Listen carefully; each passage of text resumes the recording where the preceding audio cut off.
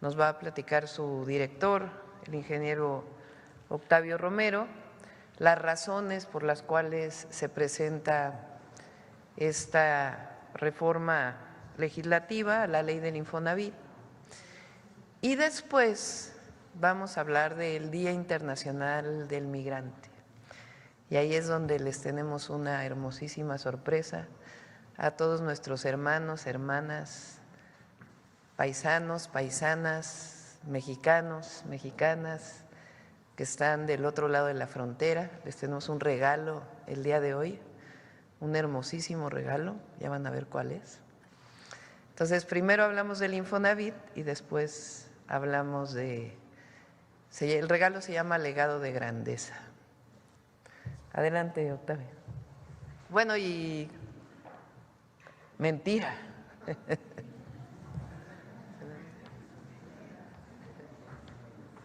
Con permiso, Presidenta. Muy buenos días, amigas y amigos de los medios de comunicación. Pues nos encargó la Presidenta de la República que les platicáramos un poquito acerca de la reforma a la ley del Infonavit y pues procederíamos con una pequeña presentación. Bueno, a lo mejor no tan pequeña. Por favor. Después de Octavio vamos a tener una conversación remota con Juan Ramón de la Fuente, que está en Estados Unidos. Adelante.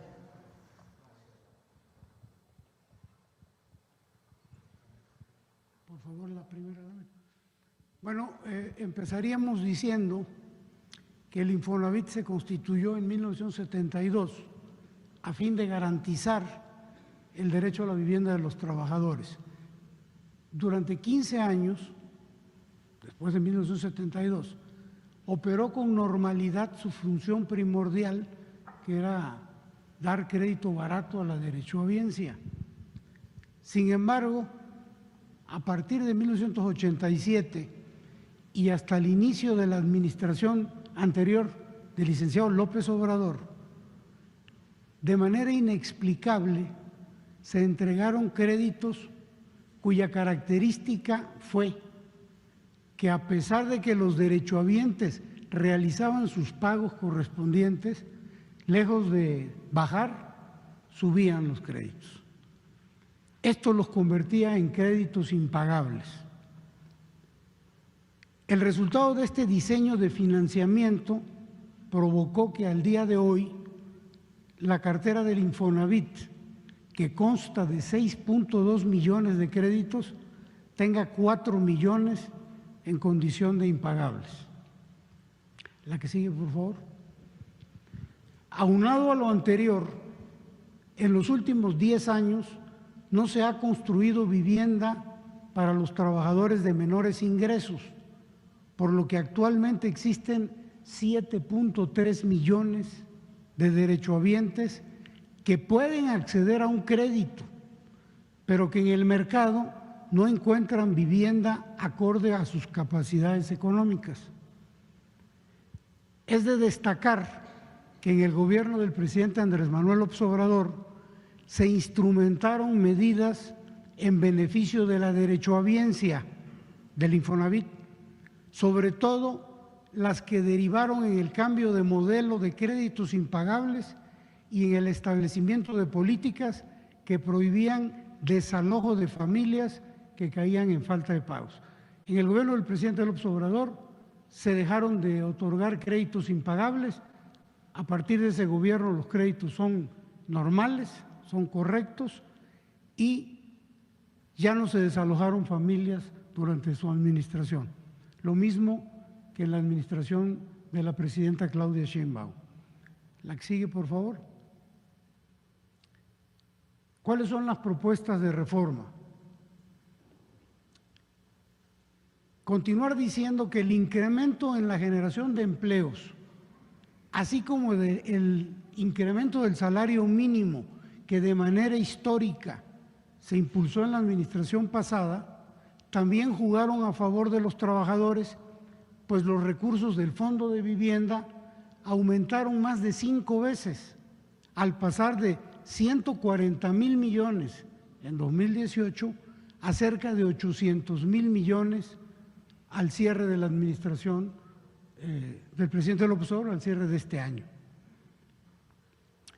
Por la configuración corporativa que tiene el Infonavit en la actualidad, la presidenta de la República planteó una reforma legal que equiparará la gobernabilidad del Infonavit con la del IMSS, manteniendo el sello tripartita que distingue a ambas instituciones.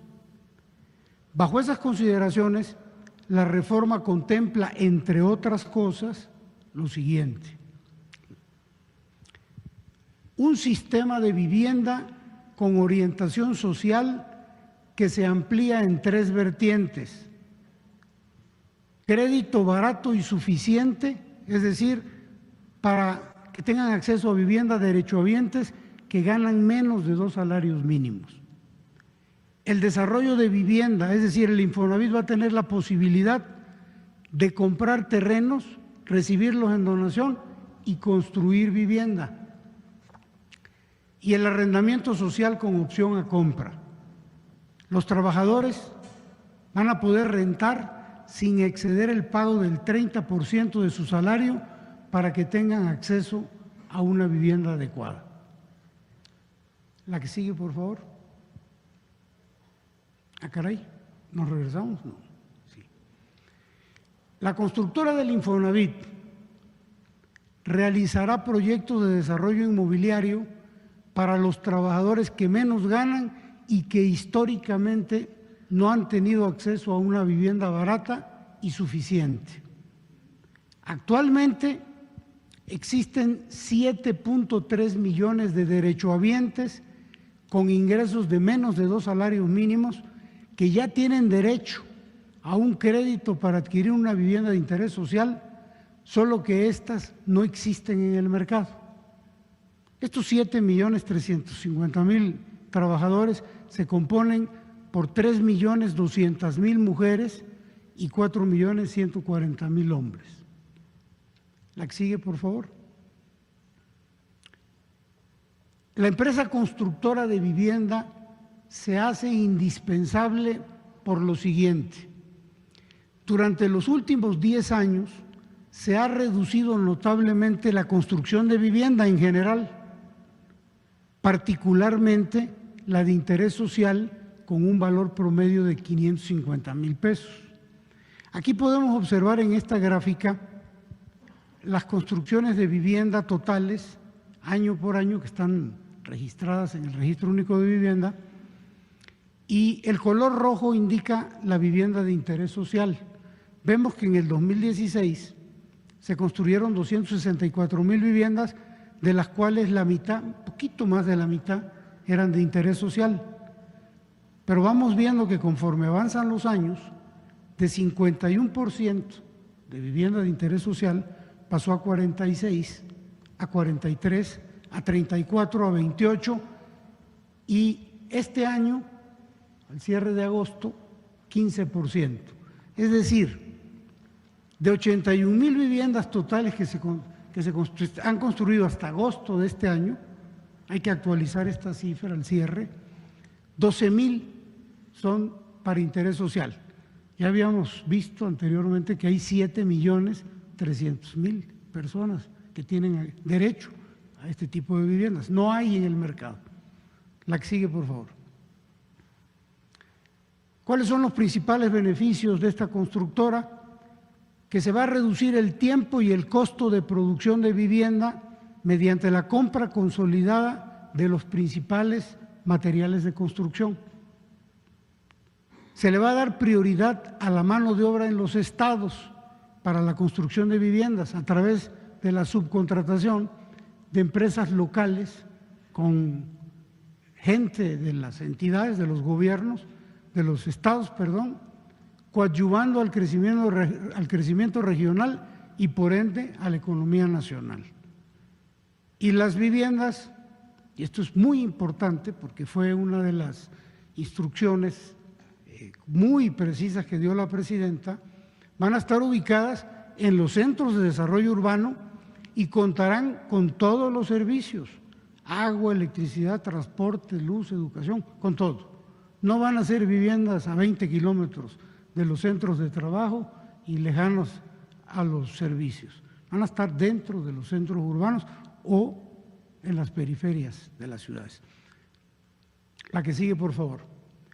Aquí establecemos una comparación actual.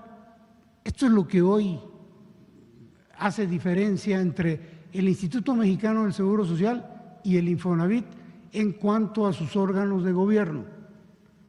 El Instituto Mexicano del Seguro Social tiene una asamblea general que la preside el director general.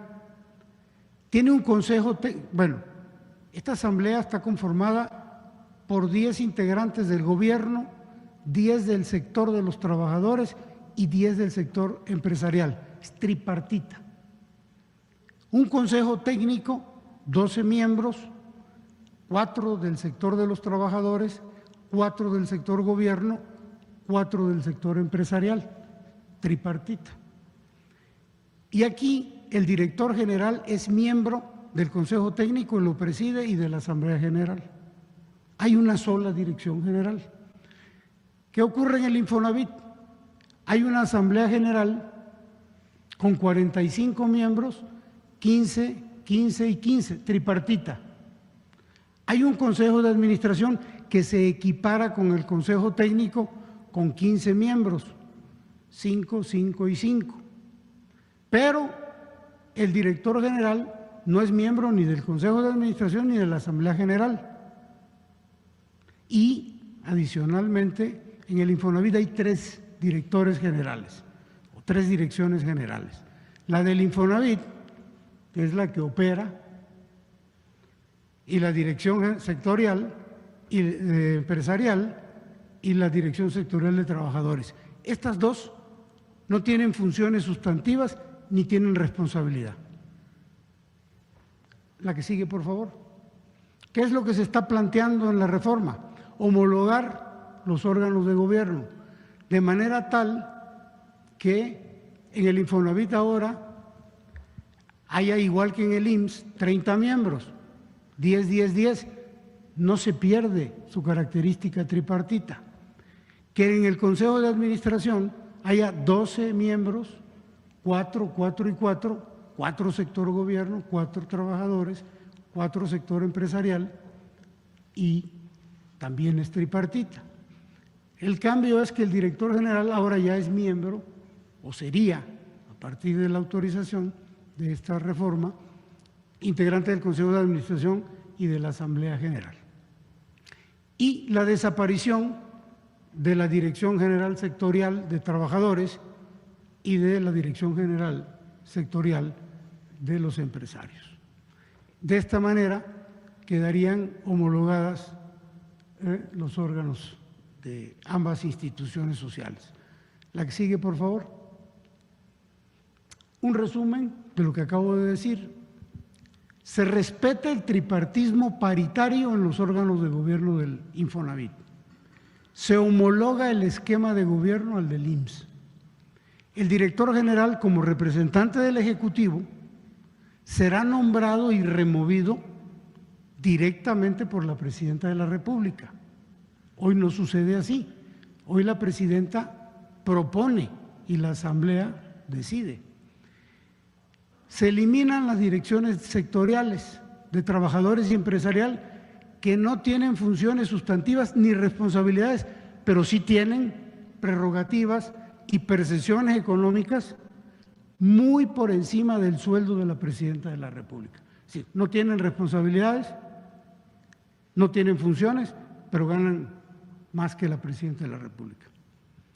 Y se termina con el esquema, y esto es importante, del pago por asistencia a sesiones de la Asamblea, del Consejo, de los comités y de las comisiones, de los integrantes de los sectores.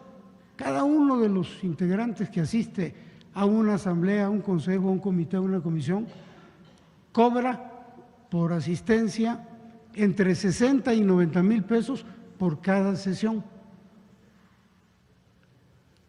La que sigue, por favor. Esta reforma a la ley va a permitir un mayor control y vigilancia de los recursos provenientes del ahorro de los trabajadores. Me explico. Al existir 3 direcciones en el instituto, en el Infonavit, se diluye la línea de responsabilidad y los órganos de control al interior del Infonavit resultan ineficaces. Solo se realizan observaciones administrativas irrelevantes, dado que no se atacan los verdaderos actos de corrupción que se han venido dando. Con la reforma no solo va a existir una responsabilidad directa, trazable y transparente en el manejo de los recursos, sino que permitirá, como hoy no sucede, la fiscalización por parte de la Auditoría Superior de la Federación. Hoy no permiten que la Auditoría Superior haga auditorías al fondo. Y eso lo vamos a ver un poquito más adelante con algunos ejemplos. Tanto el sector empresarial como el de los trabajadores se han opuesto a la fiscalización de la Auditoría Superior al grado, ojo con esto, de ordenar a la anterior Dirección General del Infonavit a ampararse contra sus resolutivos. La que sigue, por favor. Estas modificaciones al marco normativo del Infonavit van a evitar que se vuelvan a presentar casos de corrupción como los que les vamos a presentar a continuación. Caso Telra Realty. Esta es una empresa.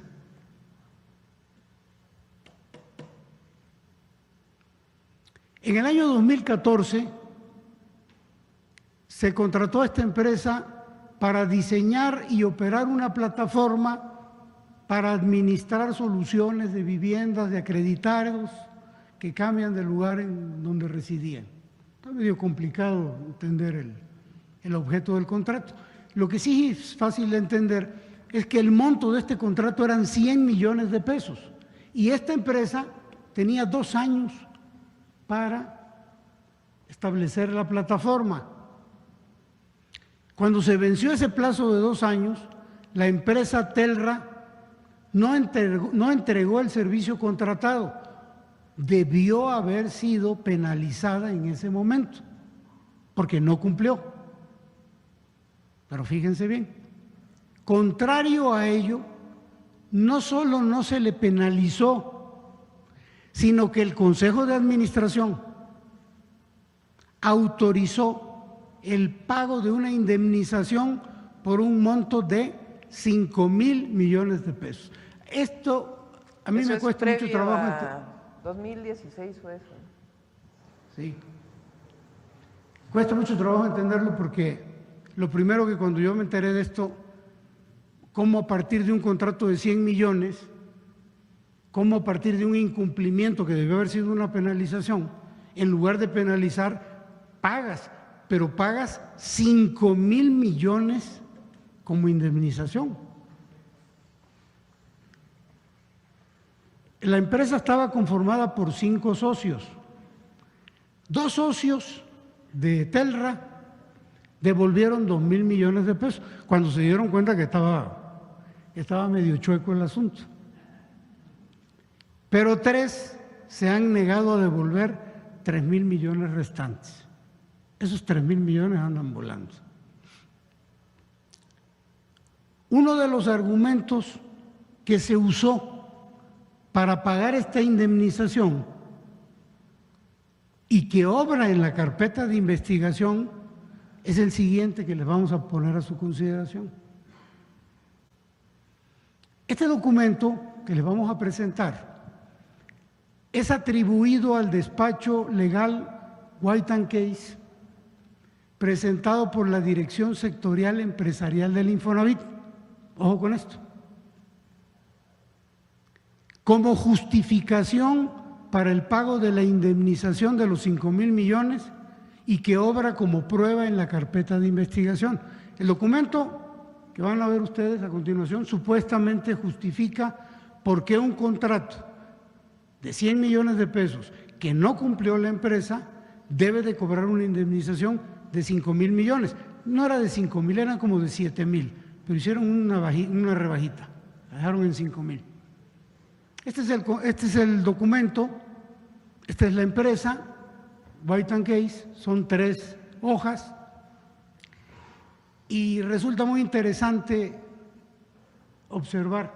Olvídense de lo que dice, hay que leer lo que dice desde luego, pero lo importante es ver que las hojas tienen una antefirma y la antefirma es W, un signo de I, White & Case. Está antefirmada esta, está antefirmada esta y está antefirmada la última. Y la última está firmada por White & Case S.A. No existe ninguna persona moral que firme de esta manera. Normalmente en los despachos legales y en las empresas, quien firma es un socio de la empresa o el representante legal de la empresa. Es como si Coca-Cola sacara un documento, un comunicado público, pues tendría que firmar el distribuidor, el director, pero no va a poner Coca-Cola y además firma Coca-Cola. Pues Coca-Cola no existe como persona física. ¿Sí se entiende, verdad? Entonces nosotros desde aquí le hacemos un llamado a la empresa White & Case para que avale este documento. ¿O no?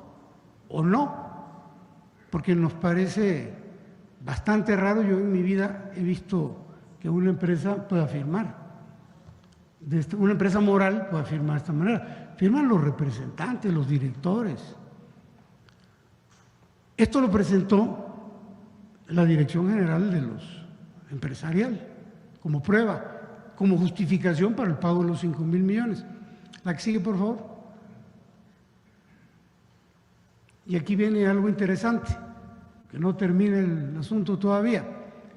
La Auditoría Superior de la Federación descubrió, a través de la información presentada por la Comisión Nacional Bancaria y de Valores, que en el caso de Telra existió triangulación de recursos, de dinero, entre las empresas contratadas directamente por el Infonavit y la cuenta bancaria de un funcionario del Infonavit que fungió como asesor del director general en 2018.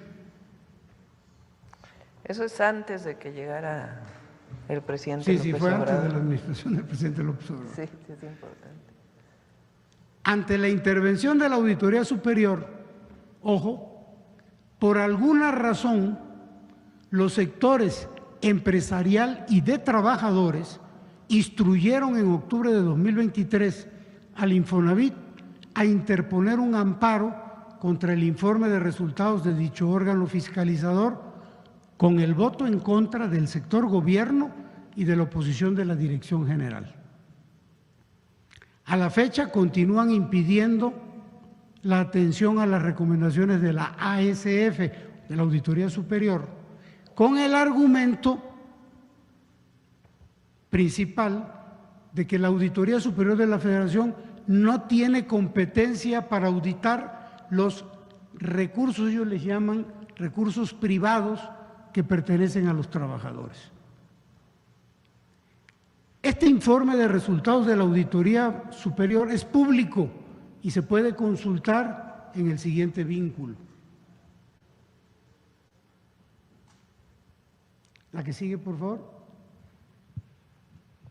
Otro ejemplo, actos de corrupción. Este es un programa que en el Infonavit se le llama Línea 3. Consiste en financiar a constructores de vivienda para los derechohabientes. Este tipo de proyectos son propuestos únicamente por las direcciones sectoriales de trabajadores y la empresarial, y así son presentados al Consejo de Administración para su autorización. No hay un estudio técnico, financiero, de ninguna índole, simplemente proponen una empresa para un desarrollo, se autoriza porque son 2/3 partes del Consejo y se aprueba. Se han identificado 22 proyectos autorizados entre 2017 y 2018 que no han sido concluidos y que presentan adeudos vencidos con el Infonavit en el orden de 575 millones de pesos. Adicionalmente a esto, existen 18 desarrolladores con adeudos por 768 millones de pesos, esto como resultado de deficiencias en el seguimiento a pagos y aplicación de penalizaciones. Estas cantidades no incluyen inflación, no incluyen intereses, que si se cuantifican, duplican estos montos. La que sigue, por favor. Este es un ejemplo de lo que estoy hablando. Estos desarrollos fueron promovidos por el sector de los trabajadores y autorizados en el 2016, periodo 2016-2018. Fíjense bien, estos proyectos recibieron recursos para comprar el terreno, para pagar licencias y permisos de construcción y para hacer infraestructura. O sea, la empresa no tenía ni para el terreno ni para los permisos, ni para los permisos. El terreno vale un poquito más. En el resto de los proyectos no se construyó ninguna de las empresas aprobadas. Lo relevante en el caso de estas 4 empresas es que a pesar de que no hicieron las viviendas, recibieron adicionalmente en estas 4, 45 millones una, 22 otra, 9 millones otra, 5 millones otra, dinero adicional, ya no del fondo directamente del Infonavit, sino de los créditos de los trabajadores. Es decir, sin haber construido la vivienda, se les otorgó crédito a los trabajadores y se les empezó a descontar de su dinero. En la administración pasada se detuvo esto porque se les estaba perjudicando a la gente, se les estaba cobrando por una vivienda que no se les había entregado. Pero lo que estamos haciendo en esta administración es tratar de sacar a esta gente de este problema, porque hoy tienen atrapado su crédito. Hoy no pueden disponer de dinero, ni tienen la vivienda porque no la terminaron, ni pueden sacarlo de un crédito, están sin vivienda, tienen congelado porque tienen atrapado su crédito. Entonces, no se construyó vivienda alguna, estos son los saldos, los intereses y lo que se le dio por parte de dinero de los trabajadores. Esto lo propuso el sector trabajadores. La que sigue, por favor. En el caso del sector empresarial, también proponen. En estos casos, del 2013 al 2018, estos proyectos propuestos por el sector empresarial recibieron recursos de Infonavit para terminar viviendas y otorgar viviendas a trabajadores mediante créditos. Con todo el apoyo financiero que se les dio, ni pagaron los recursos ni construyeron las viviendas. Esto funcionaba más o menos así. Ellos invirtieron una cantidad, digamos que el 50% del proyecto, se detuvieron, compraron el terreno, hicieron algunas obras, no construyeron vivienda. El Infonavit les dio el 50% que habían invertido y 20% más, es decir, 70%, y lo que hicieron ellos fue recuperarlo, el 50% que habían invertido y el 20% se lo quedaron. Y hoy solo nos queda buscar recuperar parte del dinero que entregó el Infonavit recuperando los terrenos. Pero es muy factible que el 20% restante, que no lo invirtieron, pues sea difícil de recuperar. La que sigue, por favor. Este es otro caso de corrupción y es muy importante que se conozca y que se dé a conocer, porque hay que detenerlo. Existe una red delictiva donde intervienen trabajadores del Infonavit, notarios, despachos y peritos valuadores que se han coludido a fin de otorgar múltiples créditos sobre una misma vivienda. Con la revisión que llevamos al día de hoy, que no incluye 11 estados del país, se han detectado 12,000 créditos sobre 1,400 viviendas, lo que significa que estas se vendieron hasta 4 veces cada una por año. Todo lo anterior, y ojo porque esto es importante, sin que la Comisión de Vigilancia o el Comité de Auditoría tomaran acciones en contra de los responsables. Este mecanismo delictivo es empleado para estafar a los trabajadores, cobrándoles hasta el 40% de sus ahorros para vivienda, que hasta el momento de la revisión, que no hemos concluido, asciende a más de 1,200 millones de pesos. La que sigue, por favor. Este es el país. Los estados que tienen color más oscuro es donde más operaciones de este tipo se han llevado a cabo. Aquí estamos hablando del Estado de México, Tlaxcala, Jalisco. Los estados que nos faltan por revisar son los que están en color gris, que son 11. En el Estado de México, 496 casas se vendieron 4,130 veces. En Jalisco, 239 casas, las mismas, se vendieron 2,037 veces. En Baja California, 205 casas, se vendieron 1,696 veces. Y así sucesivamente, lo que nos da las 1,400 y las 12,000 ventas. La que sigue, por favor. Voy a tratar de que se entienda el mecanismo. En el Estado de México, 3 notarios con 2 despachos de evaluación, con 3 peritos evaluadores, con 3 controladores y 6 trabajadores del Infonavit, vendieron 496 casas 4,130 veces.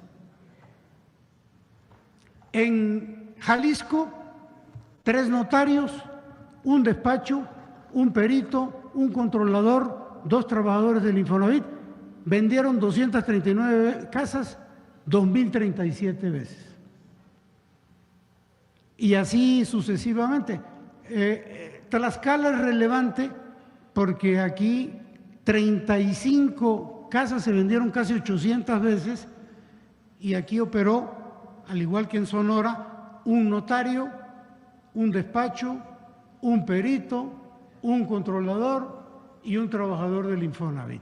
Es decir, la red está más que clara de cómo opera. Son las mismas personas. Espero no haberles enredado. La que sigue, por favor. Y para finiquitar este ejemplo, hablar nada más de los notarios. En el Estado de México hay 2 notarios que en esta red resultan relevantes, porque este notario, el notario 1, 240 casas las vendió casi 1,600 veces. Desde luego, en conjunto con la red. El notario 2, también del Estado de México, 158 casas, 937 veces. Y así sucesivamente. Tlaxcala es importante porque 53, este notario, 53 casas las vendió 230 veces. Se hizo escrituras 230 veces. Creo que se ejemplifica el mecanismo y la red de complicidad. El siguiente ejemplo, por favor. Este es otro que llama la atención, porque en el 2019 el Infonavit informó, esto ya había ocurrido en la administración pasada, el Infonavit informó a la Unidad de Inteligencia Financiera el pago de más de 3.600 millones de pesos a 4 despachos plenamente identificados.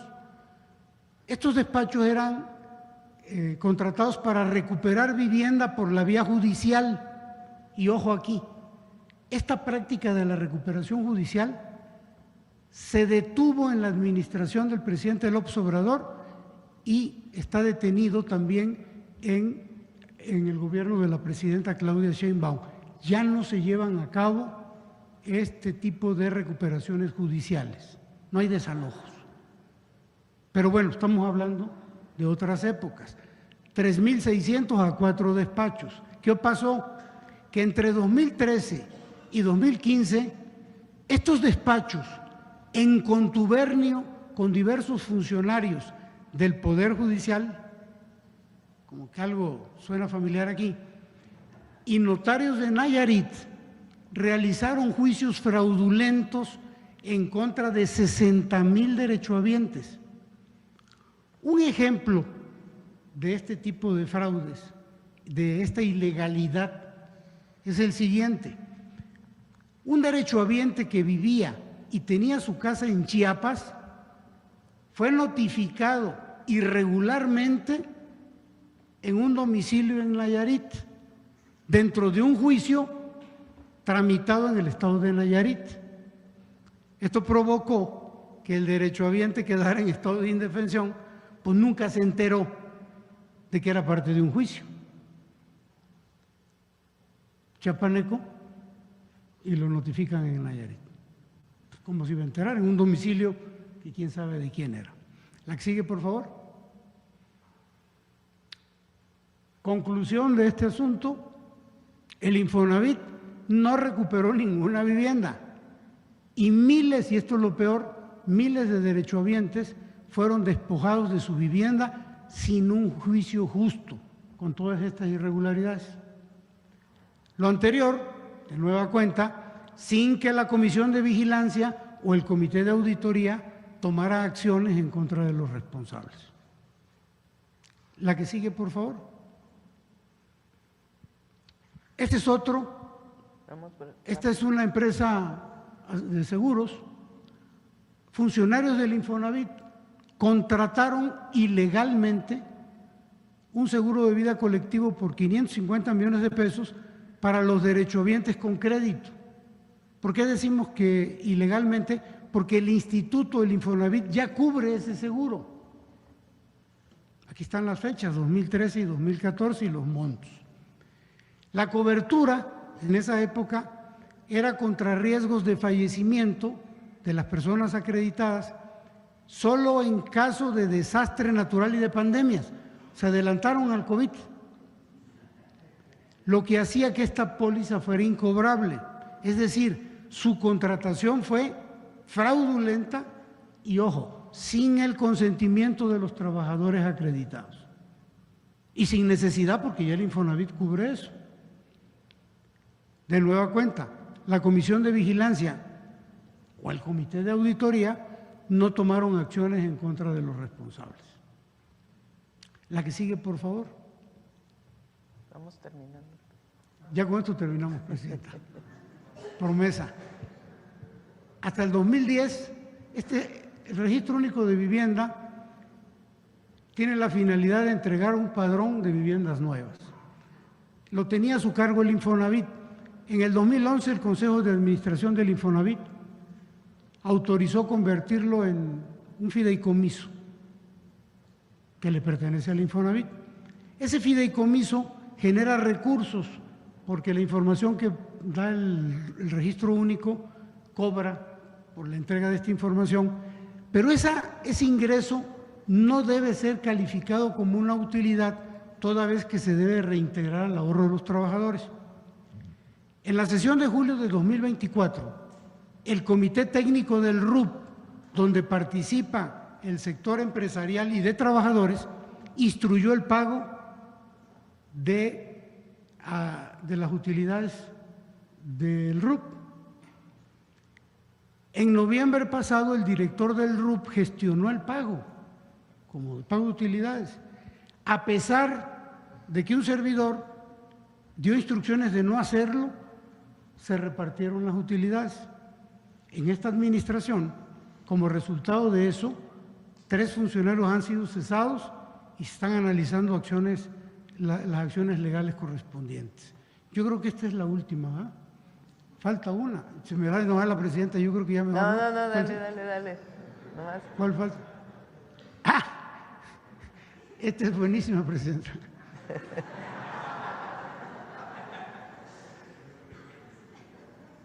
Es que… O sea, todo esto que hacen la Dirección General de Empresarios, Trabajadores, que no informa, que no pueden ser auditados, que el comité de auditoría ni por enterado se da, pero ahora miren cuánto ganan.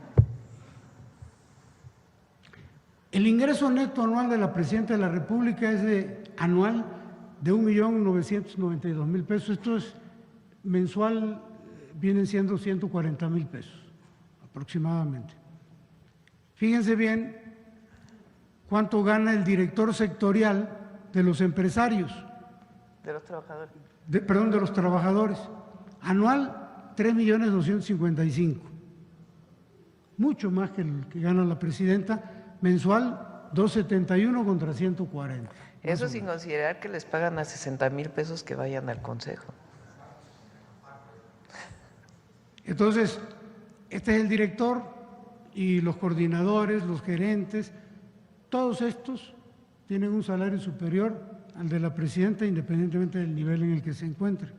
Estamos hablando de la Dirección General de los Trabajadores, de los que representan a los trabajadores. Y en el caso de la dirección… Casi como el salario mínimo. Más, la Dirección Sectorial Empresarial por lo mismo. El director tiene un ingreso mensual de 262 contra 140 y sus subalternos, o los niveles inferiores, también con un ingreso neto mensual superior al de la Presidenta de la República. En el caso del secretario general del Sindicato de los Trabajadores del Infonavit, tiene un ingreso anual neto de 2.2 millones, que equivale a 185,000 pesos mensuales, superior al salario de la presidenta. Todo esto se paga con el ahorro de los trabajadores. Y yo creo que ahora sí, presidenta, hay más, pero ya la presidenta me lo impidió que yo… A la siguiente vamos, Para al la segundo siguiente. capítulo. Pero con eso Segunda concluiríamos, parte. Presidenta, Sí. los datos.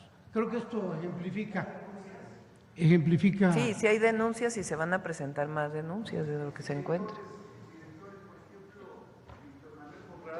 De 2000 fue el director de Infonavit, después fue Alejandro Murat y después David Penchina, que fue el de la reforma energética. ¿Habrá acciones legales en contra de estos exdirectores del 2000? El tema que se están planteando aquí, más allá de las posibles responsabilidades que pueda tener alguno de ellos, es que la estructura orgánica del Infonavit impide que la Auditoría Superior de la Federación audite los fondos. Imagínense que obligaron a Carlos Martínez, el anterior director del Infonavit, a que se amparara por una resolución del Consejo de Administración. El director general no tiene voto en el Consejo. No hay responsabilidades frente al director empresarial y de los trabajadores. Entonces, lo que estamos planteando con la reforma es un cambio en la estructura del Infonavit, que sea transparente, que los trabajadores tengan la certeza de que están bien cuidados sus ahorros, que haya absoluta transparencia en la asignación de viviendas, en la asignación de créditos y que tenga una estructura pues que permita un control y una auditoría. Entonces, contrario a lo que está diciendo la oposición o algunas personas que ni siquiera son los trabajadores o las y los trabajadores, contrario a ello, lo que queremos con esta reforma es que haya transparencia y controles y que no se den estos actos de corrupción que ni siquiera después pueden ser sancionados porque resulta que el Infonavit tiene una estructura donde ni siquiera dejan entrar a auditar. Entonces, eso es lo que está en el fondo del cambio a la ley del Infonavit, que puede tener mejoras, no decimos que no, pero el fondo de la ley es una estructura que permita transparencia, que permita dirección, que permita control claro sobre los ahorros, para que los trabajadores puedan tener la certeza de que no se están mal utilizando sus fondos. Control en el sentido de control público, pues, de transparencia.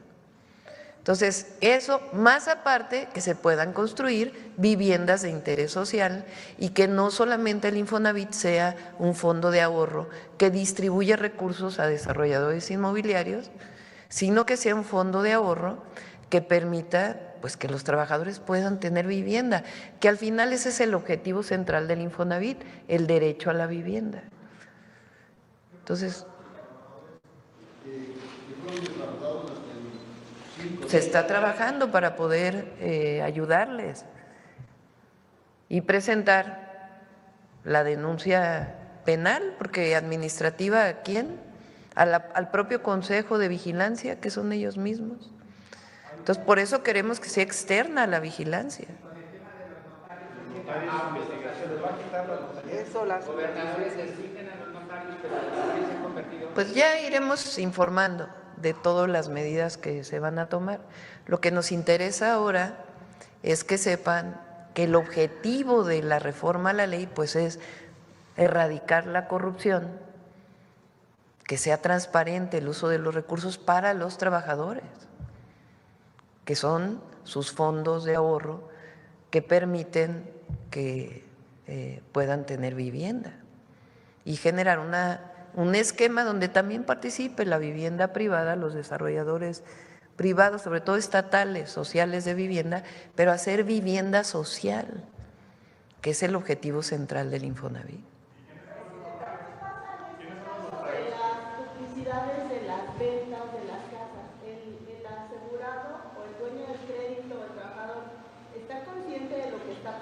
Muchas veces no, ¿verdad, Octavio?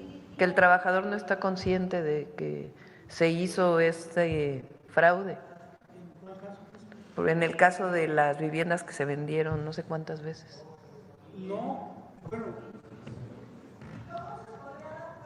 También saber si alguno de estos órganos autónomos, porque algunas veces se han pedido alguna información al respecto y está cerrada, entonces sería una forma también de saber que existen, pero no hacían o no hacen la actividad para la que fueron creados, ¿no? Gracias. A ver, vamos a hacer una cosa.